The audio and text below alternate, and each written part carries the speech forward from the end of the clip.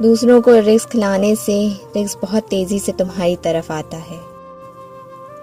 زندگی میں پچھتاوا کرنا چھوڑ دیجیے، بلکہ کچھ ایسا کیجیے کہ لوگ آپ کو چھوڑ کر پچھتائیں۔ کسی رشتے کو کتنی بھی محبت سے نبھایا جائے، لیکن اگر عزت اور لحاظ چلا جائے تو محبت بھی چلی جاتی ہے۔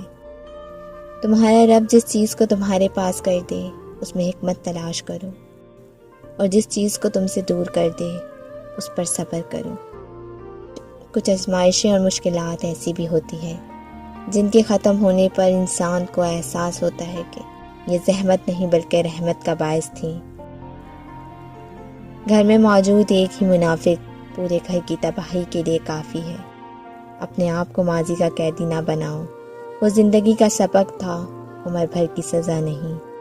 شکر کرو نعمت محفوظ ہو گئی، دسترخوان پوشیدہ کرو، رزق میں اضافہ ہوگا، سجدہ کرو سب کچھ ملے گا، عزت دو عزت ملے گی، صدقہ دو بلا ٹل جائے گی، توبہ کرو گناہ معاف ہو جائیں گے۔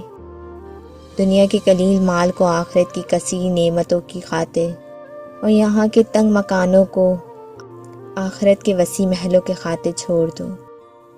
مستقبل کا خیال رہے گا تو انسان جوان ہے، اور اگر صرف ماضی کی یادیں ہی باقی رہ جائیں تو انسان بوڑھا ہے۔ پریشانی صحت کو ختم کر دیتی ہے۔ جلد بازی کو چھوڑ دو، کیونکہ کام میں جلدی کرنے والا اپنے مطلب کو نہیں پاتا اور اس کے کام کی کوئی تعریف نہیں کرتا۔